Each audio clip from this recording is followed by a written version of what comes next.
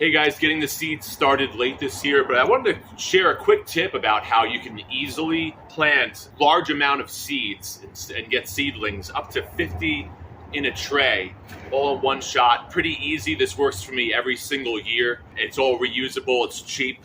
So let's get started. So basically what I want to do is make myself one of these flats ready to go. I'm going to show you how I easily do that. You basically purchase these pieces. So the first piece you would want to do is get your seed starting flat, and this usually does about 50 seeds at a time, which is great. Pretty small, so you want to get them transplanted once they get a little bit bigger, but these work to really get a lot started.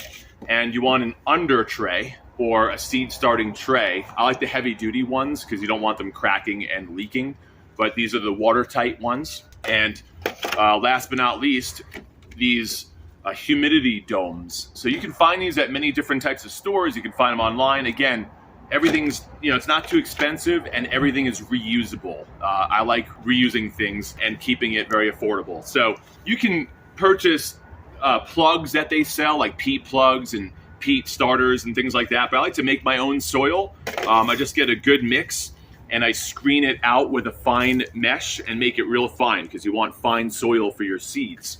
Now you can also purchase seed starting soil, but to me it's cheaper and even better than the peat plugs, but whatever you find easiest. And basically I get a little tray or something that I can allow excess soil to reuse it, otherwise it makes a mess and you waste a lot of soil. So here I just have this tub tray that I found.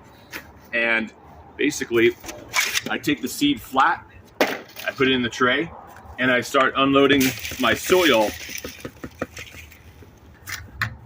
and carefully spread it with my hand. You want to really kind of press it in there, not so hard into each hole here, because you do want it to breathe.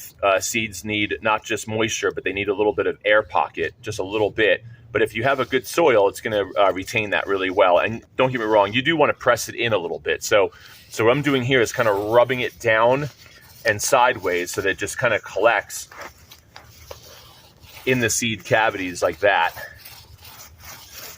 Okay, and then I'll kind of check each one with my thumb. And if there's a lot of give there, I want to do it again. So we're going to do this again.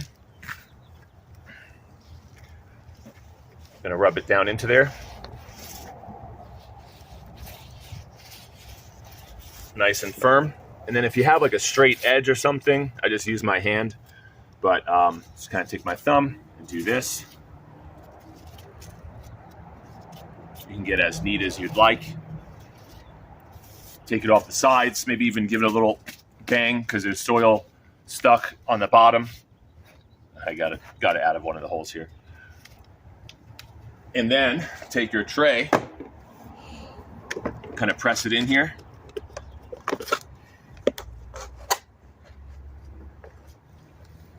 And then what we're going to do is fill the reservoir, the seed starting tray underneath, with some water through the side here. I don't want to, get so much water into it that it is, kind of spilling out the soil. So carefully on the side.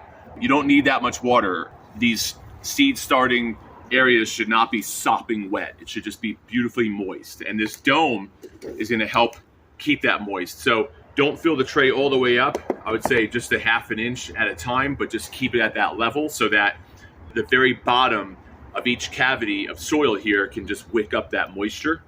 So you put the dome on top, and that is really it. I like to keep these open because this to me is just too much humidity when they're closed.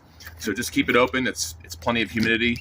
And I have a little greenhouse, so it gets some sun, but either way, you can put it under a growing light in your window. For optimal success and speed in germination, you can put this over a seed starting heat mat. But if you have a warm place in your home or anything in your environment, that should do. So hopefully this was good advice for you in just quickly getting these things started.